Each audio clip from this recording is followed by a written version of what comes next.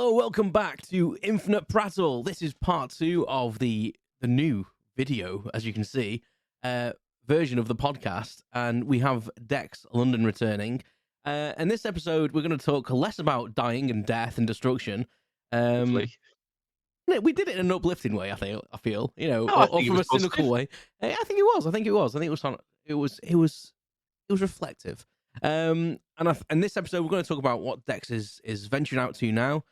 With his voice acting career, which is hopefully going to blossom and bloom soon, and we'll talk about how he's doing with that and what he's discovered so far. So let's talk about that. You're listening to Infinite Prattle with your host Stephen. Thanks for joining me for unscripted, unedited, everything. Welcome back, Dex. Thanks very much for joining me. I would say again, but I'm going to ruin the illusion. Exciting. I was going to ruin the illusion of the fact it's just one back-to-back episode, really. But how bizarre is it that a month has gone by and we're still wearing the same clothes, it's crazy, sat in the same position? It's crazy, isn't it? It's crazy. Some people have a green screen. I'm actually like the reverse green screen. You are the green screen. I am the green screen. I'm fascinated by the fact that every now and then one of your headphones disappears. I know, it's really distracting, isn't it? I'm mesmerised by it. I don't know why. It's just this one. It's not doing it to the other one. No, the other one's it's the shadow. I wonder if it's my hair or something. No, look, it's just that one. I don't know. I'm trying to figure out. No, there's nothing behind me that would be doing it. I have no idea. Sometimes when you turn sideways, half your head disappears as well. It's that happens in real life as well. So dusty, really inconvenient. Just morph into a different dimension. Crossing the road, just a nightmare. So, really careful. In the last episode, we kind of talked about we didn't really want to give too much away about the podcast, but the whole podcast, Phoenix from the Flame kind of theme for it, and about how that your first few episodes about the podcast are about that and the career changes you've had, etc. And go and listen to the podcast. Seriously, it's very, very good. And if you only want to listen to one of them, episode 4, they get better. And the last episode 4, I feel is one of the shorter ones. I've not listened to episode 4 yet, actually. So it's also better. Yes, go on. But I've not listened to episode 4 yet. So all right. Oh no. So this will go out a couple of weeks after the previous episode as well. So you'll probably be on like episode 6 by the time this goes out. So yes, by the time this, yes. But don't commit to anything. Episode 6 is the best. Episode 6. Oh, crikey! Could you believe? So again, genuinely not just saying it because he's on the podcast. His podcast is very, very good, and I highly recommend it. But what we're going to talk about this episode is your new venture into voice acting would be the correct term for it, I think. Oh well, there's a huge debate on that. Oh, is there? Oh, have I prodded the hornet's nest? An interesting industry, because there's some people. So the term, which I always find really weird, is voiceover. Right? Yeah. Now, voiceover to me is the thing that you do. Yes. I've just created a voiceover for this product, right? But it's used as a noun, so people call themselves a voiceover, a VO. Yeah. Right? It's a bit like calling yourself a marketing to me. That's bizarre. A voiceover what? Because I always thought it'd be like voiceover artist or voiceover actor. So I quite like the term voiceover artist because I think it explains everything. Yeah. Right? But not everybody does. Not everybody likes to call themselves a voiceover artist or a VA. Some people find that a bit pretentious, so they'll call themselves a voice actor. There is a difference in that. To the true sense of it, my understanding is a voiceover is, done in your own voice, as in a promotion, for example, and voice acting, you might be doing, a character. Yes. And so I get the difference between the two. And there are voiceover artists that only do their voice, that all they do is they don't do any kind of characters or acting or whatever. They do their voice and variations of it. But I think most of the people in the industry, certainly the successful ones, have to have a range. And the wider the range, then obviously the more they can go for, Yeah. and I the think more it's strange useful they are. because I think I would, even if it was someone doing their own voice, I would still think that was a voiceover artist, because even that intro that I did, that's my voice, and I'm a voiceover on that technically. But You are. it's hard. I find it hard. Like, I jumble my words up, and I know what I'm going to say, but when you come to say it, it's getting the tone right, the volume right, how you say something, how long are you going to say a word And for, and it's and this difficult. is the issue with the industry, because I've only been you know playing at this really for the last sort of, I don't know, 4 months or so. There's people who've been doing this for years, and what they found when COVID hit was an explosion of people going, "What can I do from home? Yeah, Oh, I know, I've got a voice, therefore I can do a voiceover." Um, and it's a bit like saying, "I've got hands, therefore I'm a pianist." yeah. Yes, we can all talk. Yes, we can all hit the keys on the piano, but there is an awful lot more to it, and um, down to how you breathe, Yes, um, how much how hydrated you are. So you've got to think about the amount you're drinking, and it should be. I mean, I'm drinking completely the wrong thing here, because it should be just water. Um, you're avoiding diuretics, like tea and coffee and alcohol, because they dehydrate you. Warming your voice up. And that's before you've got to deciding on the delivery. And then, of course, something like 60-70% of work these days, they require you to have a home studio, hence this yes, room cupboard that I'm in, um, because they expect you to be able to produce broadcast quality audio, ready to go. ready to go. Yeah, Um, yeah, and so that means you've got to have, equipment like the microphone and all the rest of it, but high quality, and you've got to have the right software, and then you've got to have the ability to uh, edit, mix, and master that, to a reasonable standard. So you've got to be. I mean, I hate to say it. You've got to be a sound engineer, because sound engineers know way more than someone like myself. But there's an element of sound engineering that you've got to be able to do to deliver something that's ready for someone to use. And often you're doing that 5, 6, 10 times a day as an audition. yes. And I think And that's so when I we had saw our it, quick chat. Sorry to interrupt you. When we had our quick chat, right. I'll say quick chat. We were on the phone about 90 minutes, I think. Because I expected to be out for 20 minutes, and me and Dex could probably have our own podcast together. To be honest, it was a bit insane. But when you Hey, I'm said that, game if you're game. Yeah. let's get it going. When we were talking, I was really surprised you said that because I was thinking, when you're getting work, because I don't think I expected auditions. And I don't know why, because for any other role in kind of like entertainment, or you expressing yourself, like if it be it voice or like acting, etc., you would have an audition. And I just It's a expected that. genre. It's a Yeah, subgenre of acting. and I kind And of just so, expected that you would have like examples of your voice out there, and they would be like, that voice so, sounds good, we'll just so that employ does him to do happen. it. And Yeah, maybe so that that does DMAO does, happen. but So, yeah, my website, and I believe there'll be a link they will. to that. That's got demo reels on it, and the various subscription sites I'm on have demo reels. So there'll be one with a number of different commercials, and there'll be one that's a narration, one that's a gaming one, and so forth.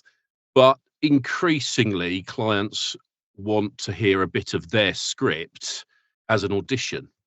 I saw a wonderful, I don't know if it was a tweet or if it was on LinkedIn a few days ago. Um, and it said, "So you want to be a voice actor? Well, I hope you like interviews," because it is like doing an interview. Yeah, yeah, Like several, when I get a role to go for that says we don't want a custom audition, just send in, something. This is I don't know, this is a narration role. Send in your narration reel. Well, it's great because your application takes a couple of minutes. And when you get good at it, then you can record and edit and mix and so forth your audition in 5 to 10 minutes. It's taking me longer than that. Yeah. Because I want to get it right, and I'm new to it. And the industry average, in case anybody's thinking, oh, I want to be a voice actor, the industry average is something like 1 booking for every 100 auditions. Wow. That's Now, scary. that is frightening, That does really. Now, frighten me. Yeah. Like, that's obviously there are people in the industry who are getting 1 in 10 or 1 yeah. in 20, but that still means that you've got between 9 and 19 that you're doing that you're getting nothing for. So potentially, like a lot of your auditions, you're not really getting paid. You could be doing 3 or 4 hours work a day in audition, not see any comeback from that. Yeah. Yeah. Well, so welcome to my world. So, Los Angeles is full of people who want to be an actor who are waiting tables, Yes. right? And there's a reason for that. And voice acting, it's kind of 10% you've got a good voice, and it's 90% perspiration, hustle, Yeah. training, improving. I've done pretty much full time for the last 3 or 4 months, training with a wonderful organisation called Gravy for the Brain, which is a great name, run by Hugh Edwards and Peter Dixon, who are industry greats. Hugh is a producer and casting director, and Peter Dixon, if you don't know the name, I mean, he's the voice of all sorts of things, including X Factor, and I mean, he's done like 30,000 Yeah, commercials. when you said his name, I was thinking never heard of the guy, and then you said a few things. You've definitely heard. Oh, you've heard him. Definitely if heard you him. haven't heard of him, and loads of training with them, and live training, webinar stuff, courses, blogs, practice, producing stuff, and then sending it to them to get feedback on, improving. It's a huge thing that I'm only scratching the surface of. And of course, once you have that momentum and you start to get some bookings and you start to get some stuff going on, then you've got some clients to keep in contact with. Then your customer relationship management kicks in. You can tell I was a business studies teacher. Your marketing kicks in because you keep in contact with that client and say, hey, that project we worked on last quarter, that was brilliant. Just reminding you I'm around. If you get anything else coming up that's like that, you can use me. So, but you've got to get there first. Yeah. And so, what people like myself do who are new to it, the main way initially to get work is through the subscription sites or the pay to play sites, and they vary from sort of £99 a year to, I mean, you can spend hundreds, in fact, in some cases thousands, to be allowed to be on their site to get the chance just to audition. Yeah. There is some work going on by Equity at the moment, the Actors Union, to try and change the rules, because the rules in the UK at the moment are that it is illegal for a recruitment firm to charge the candidate for looking for jobs. Right. They can only charge the client, except in the entertainment industry. It's the only industry that's specifically excluded from that. And the argument from Equity is that the client should be paying. They're the ones, they've got the budget for their whatever. They should be paying just like every other client would pay. If you want to recruit someone for your business and you go to a recruitment agency, you don't usually pay them up front. You'll pay a percentage of the fee. So there's work on that, but at the moment, it's the would-be voice actor that pays.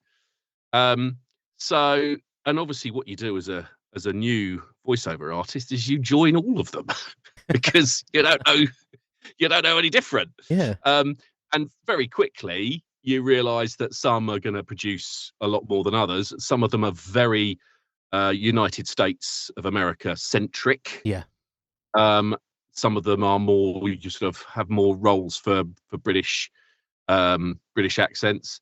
My American accent is not good.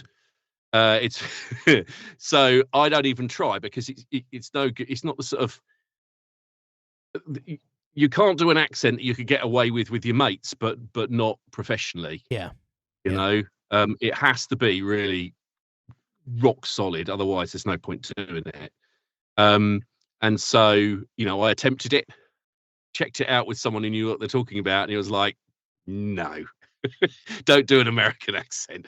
Now, I'm not saying I'll never be able to do it, you know, but I need training to get to that point. Yeah. But, you know, obviously, if you're American, you have that naturally. And obviously, there's lots of different American accents, but the kind of neutral American accent is very much in demand because America's a big place. Yeah. But actually, you know, in the UK, regional accents are particularly key. So that there's a reason that, you know, your house insurance adverts have someone with a Yorkshire accent or an Irish accent or a Black Country accent. You know, that the soft regional accents are really in that kind of genuineness, the Well, the call authenticness is the real. centers base their Yeah, operations in absolutely. places that have got these sort of dialects. So I believe like a Newcastle accent, like Scotland. Geordieland, Yeah. Edinburgh. Yeah. You say Yorkshire, they're all like relatable accents. They're calming, and if you've normally phoned a complaints line, you'll get through to someone in Edinburgh because it's a calming accent, and you know, and it's strange. Like it's something in the psyche that relates to that, and Absolutely. it calms you, and you come off the phone thinking, "Hang on, I went on there complaining, and I've actually signed up to extra money. What's going on?" Yeah. Like, you don't think what's going on there, but yeah. So, but that's so So- interesting. Like how you know how you go about it. I don't you know the whole. I never even think about the accent thing really. About, you know, I know we've spoken off pre meeting about accents, but I never even thought about an American accent or, you know, world dialects kind of thing, and doing like South African or anything like that. Like, you know. You know, and there's voiceover work for all sorts of people, you know, so the jobs that come up, there was one recently that came through and I thought, well, I can't do that because as well as speaking English, you've got to be able to speak Cantonese fluently. And my Cantonese is really ropey. So, you know, but there's all sorts of things, you know, there's this stuff where they want a Brazilian accent or they need somebody with a genuine French accent or whatever. You know, it just depends on there's a role for everybody. Whatever accent they naturally have. And the really good voice actors, if you want to call them that, voiceover artists, you know, they might have a Midlands accent, but they're able to do, you know, a London or a C pronunciation, you know, an RP accent, or they're able to do a broader version of their own accent, or maybe a Liverpool one. But you know what it's like. If somebody does an accent and it's slightly off, you really notice it. I find it with Northern Ireland accents, you know, in films, because obviously my mum's from Northern Ireland, and if you hear an accent in a film and someone's meant to be like from Belfast, or especially like the strong like Shankill accent, you either have to nail that or you sound ridiculous. And there's a few films out there, I think In the Name of the Father's one of them, where I can't remember what actor it is now, but he's got the most terrible Irish accent. And I think Brad Pitt had an Irish accent in one of his films, and it was awful as well. And it's just, you know. So was this? I think was it Lockstock? Was it Lockstock? He was a traveller, wasn't he? He was, yeah. And it's not English. It's not Irish. It's just pitey. And the thing is, he gets it sometimes, but when he gets it slightly off, I suppose it's like hitting a bum note, isn't it? If you're playing the piano or guitar and you hit a bum note, it's really obvious. Yeah, so the one that stands out for me as being on point the whole time, and I can't remember his name, but is it The Waking Dead? The Walking Dead. The Walking Dead. Oh, the one that plays a policeman. Yes. Now he was in 4 Weddings and a Funeral. I can't remember who he is. Someone will look this up now. This is the power of Google, right? Is he the one? I've just Googled it. Is he the one that plays the main protagonist? The main character who was the policeman. He's called Andrew Lincoln. Apparently, I would never have known that. Now my son thought he was American because my son's 15. He's only seen him in that film. In that in that program, in like, that yeah. series, right? But I was like, no, no, no, he's the he's the guy in, you know, in all these sort of British kind of, you know, um, very, very British sort of films. And he's obviously had a voice coach, and you know, he's got this American accent that's not over the top, but that's believable, that he sustains throughout, you know, a really long series Yep. in all sorts of stressful situations. It's incredibly impressive. But I can't get, you know, I can't get away from the fact that I'm looking. If I was only listening to it, it'd be fine. But I'm looking at his face, and he's so British, Yeah. and yet he's got this amazing accent. It's a real skill, and um, the thing with, I think the whole thing with the voiceover thing is that there's a niche for everyone, right? Yeah, So yeah, you yeah. tend to think of voiceovers as, you know, coming tonight, you know, that kind of continuity announcer. But you've got adverts, you've got audiobooks, you've got e-learning, you've got corporate promotions, you've got telephone systems, sat nav, lifts that talk to you. You know, you've got video games. It's a huge industry. Animation, anime. Sorry, anime. You know, you've got this masses. Yeah. This masses. Yesterday, I did. I did an audition for a documentary about the Mediterranean and how it's sort of an eco disaster, and I did one for pet food. It's just, it's so diverse. Um, you How know, do you I go mean, whether about I'll when you get a script? How do you go about? Because I think this comes back to like how you know your voice. Because I, I just started singing in a band, well, in two bands technically. Like ooh, I was gonna, weirdly enough, I was gonna. It comes back to what we were saying in the first episode. Really, I was thinking about doing a podcast about how things you didn't achieve, and I was thinking I always wanted to be in a band, and I'm going to turn 40, and I've not managed to be in a band by the time I'm 40. And then weirdly you look enough, like you're in a band. and thank You've you. got the I've got, you've got the band look, I've got the band haven't you? look. My God, And whether I've got the vocals, I don't know. Well, apparently they say I'm all right, that's so apparently I'm secondary. okay. So, There's something called auto tune. It's also fine. do a little auto tune anyway. And everyone's pissed if we play anywhere. So I'm hoping we come on late and everyone will be too pissed anyway. But the What do you play? What do you play? I'm the singer. So Oh, you sing, you yeah, play so I'm your the voice. singer. So Right, what? yeah, So okay. what I'm thinking about is when it kind of relates back to the first one, how things like link together. Like I was going to turn 40, and then I got invited to join a band, and my podcast was going to be like, oh, the one thing I never did before I was 40 was, you know, I play musical instruments and stuff, and I never got my arse into gear to be in a band. And then before I know it, I was actually in two bands, and then I turned 40, and I was like, what the hell? What's hell happened? But anyway, but I think it was what I'm relating to. It's like, I get a song, like, and it's all about learning how I used to sing when I was younger, and then, you know, go busking and stuff, and I thought I was quite good, and then I kind of got out of it. You're busking. Yeah, I used to go Oh, busking and wow. stuff. So, I thought I was quite good, but I've got quite low confidence level. So even if someone tells me I'm good, I'll be like, eh, You're gonna have whatever. to sing that. You Yeah, know, you're gonna whatever. have to sing. I'm not. I'm aren't you? definitely not singing You on are it. really. No, I'm definitely You not are. singing on it. You Maybe are. I'll put a snippet on social media for everyone to listen to. Okay. Because All right, we'll sell. but I got to warm my voice up. Anyway, Oh, so oh. so so thing what I'm getting. So I've kind of had to relearn my voice again because I know I can sing. I sing in the shower and I think, oh, that's okay. And some days I'm better than others, and some days I feel like my brain does not talk to my voice box. But I think one of the things when I first started singing the band is you sing the song how you think it should be sung, as in the way you've heard it. So you were talking about like you initially say you do a voiceover for an advert. You kind of hear, for me, you'd hear like the movie announcers like, Yeah. coming this In a summer. world. You know, exactly, yeah. So I'm singing the song thinking about like we've got a Moon Age Daydream by David Bowie. So Oh, lovely. you, Yeah. you Okay. immediately think singing like David Bowie, but I'm getting to the point now when I'm getting that out of my brain.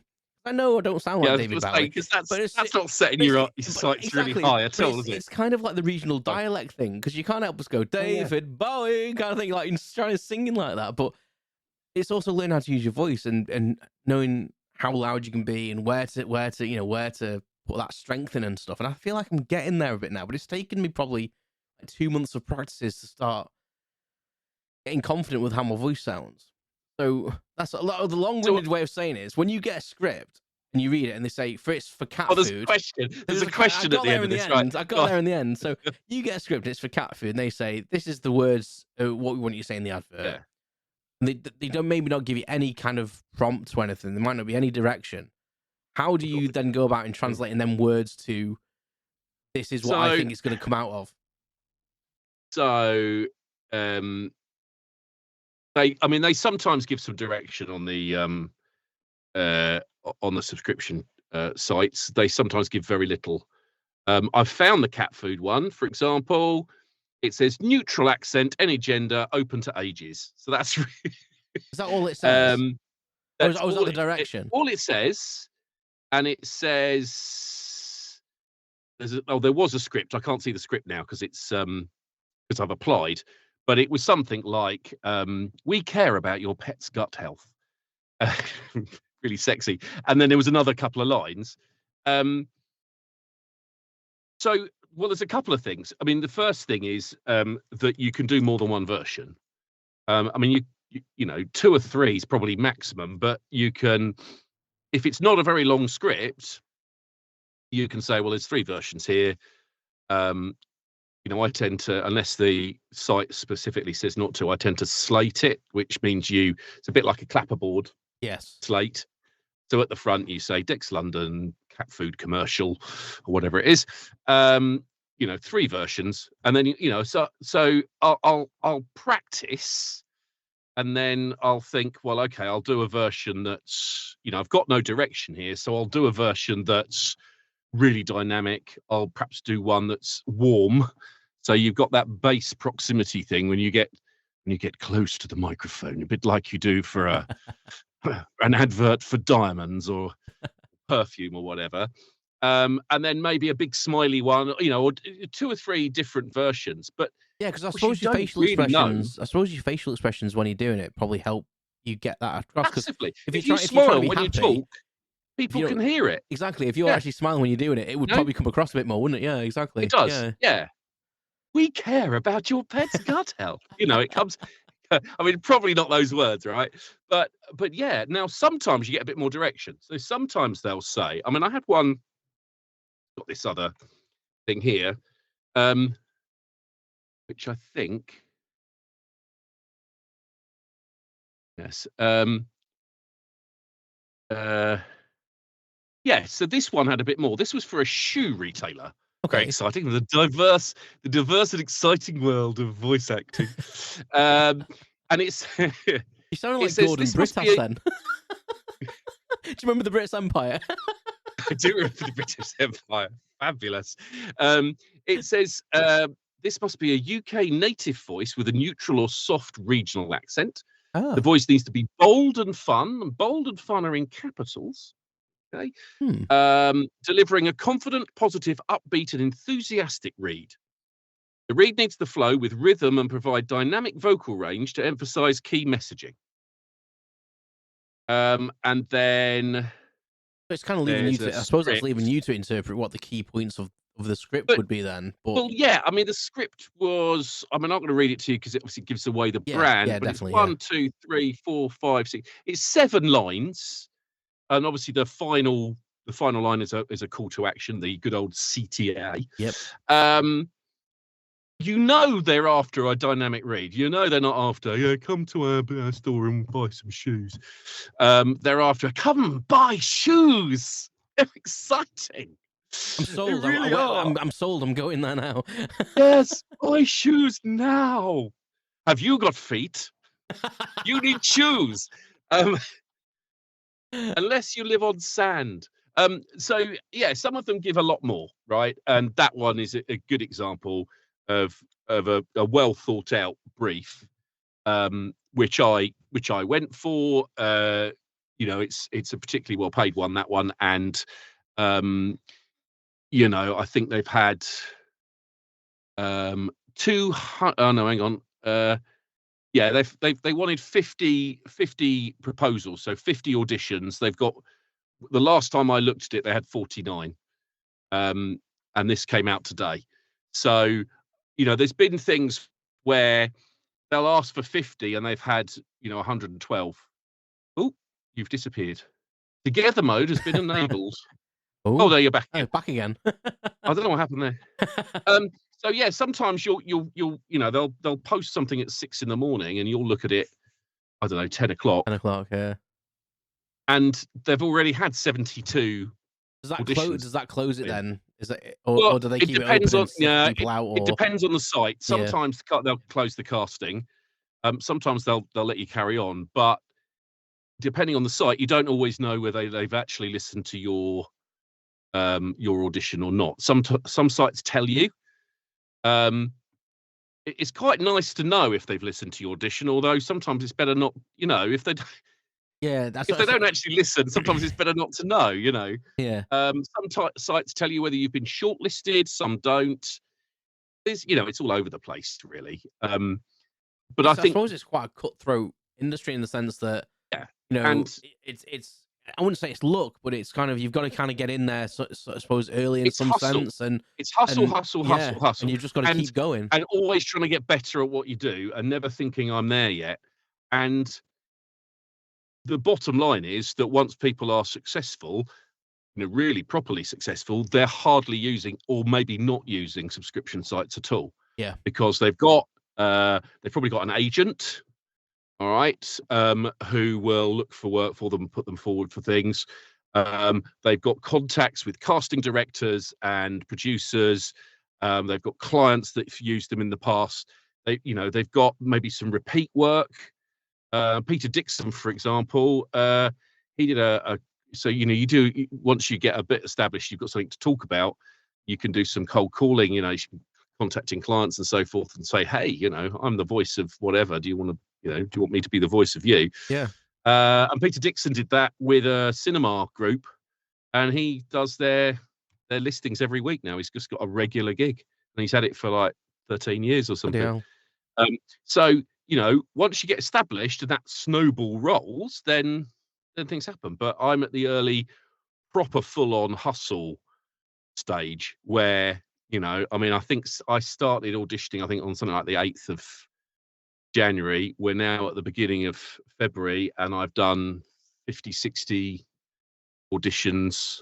Haven't actually got any paid work yet, but I've got shortlisted, and we'll see. There's still irons in the fire. I've done some self-sourcing where I've actually found perhaps a video Mhm.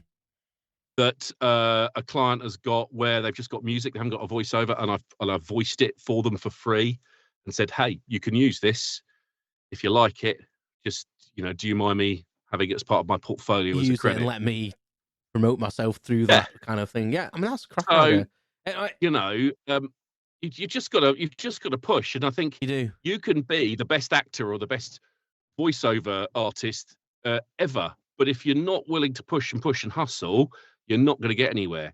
Equally, you can be pretty average and do really well because you're putting a lot of effort in, and I think that's often the way in all sorts of, it does not just acting or voice acting. I think that's the case in all sorts of things. It's the 1% of people who get picked out of a crowd to star in something amazing. That's that's not uh, a thing you can rely on. It's like a lottery win. Yeah, definitely. It's like saying, well, I'm going to win the lottery, I don't need a pension. um, what you've got to do is you've got to go out and find it and push it, and the people in any industry that go and hustle and push are the ones that ultimately are successful, and then it looks easy, right? And when you see Peter Dixon voice something, like, well, with some of the webinars we've done, he's got various of us to voice things, and we'll all have a go, and then I'll go, oh, you could try it like this, and he'll do it, and you just think, that's so obvious, that's so easy. And of course, it's like anything. If you think about the job you do, right, it probably looks easy to people looking on, but it looks easy because you're good at it. Yeah, yeah, And that's the same with everything, right? It exactly. looks easy until you, like the singing, right? Until you start doing it and think, well, different when I'm in the shower and I've got those acoustics and I'm It is. the It only is. person that's got to keep up with me, And yeah, and you know? you're quite correct. Like when especially when you're collaborative like that, and you got to keep up with the band, or the band's got to keep up with you, and vice versa. It becomes a different story, doesn't it? It becomes a massive different thing. But I think you're fantastic, Dex, and I wish you all the best in the world for it. Well, thank you And very much. and I think I might take you up on doing another podcast later on. Yeah, it'd be just nice. just talking random crap. I think I could have you as a guest on mine. We'll just rotate. We'll just rotate, right? But we'll just swap sides, right? And I'll have a sides. starry background. There you go. And you can have a microphone you keep knocking, and it'll all be good. Well, all the links to Dex work will be in the description. Go and check him out. Definitely listen to the podcast. You have some examples of your voiceover work in episode podcast 3, I think, some. Yeah, so there'll be some in podcast 5 as well by the time this comes out. So yeah, definitely. And if you know someone that needs a voiceover artist, consider Dex. I might even do it. I might even do it for free, just to get it on my portfolio. There you go. There you go. I tell you what, special deal. If you mention Infinite Prattle, you get it for free. How about that? Hey, so there we are. Bloody hell. Maximum of 5 clients. I was going to say, if you have some terms and conditions in the description as well. Those conditions apply. That's brilliant. That's brilliant. Thank you so much for joining me, Dex, on the very first video call guest episodes. It's been fantastic. I wish you all success, and I'm sure this won't be the last you'll see of us together on a podcast. I'm sure. I think it's just been so easy to chat to each other, so it's been brilliant. I can't believe the time's happened. Exactly. Well, we're nearly on 36 minutes. I think this is going to be the longest episode ever. Yeah, I know. So I keep saying to everyone, I'll keep them shorter. I'll keep them shorter. So we could have done with 3 episodes out of this. Must be some rubbish you can cut out. Hey, I don't edit, so it's all going in, mate. It's all going in. It's all going in. It's said it in the intro. Yeah. Excellent. Okay. So right. Marvelous. Thank you very much, Dex. Thank you everyone for listening. Very welcome. And check out the description for all Dex's links, and go and check his socials out, and go and check out his podcast. It's fantastic. So we'll end it there, Dex. Thank you very much, and I'll speak to everyone soon.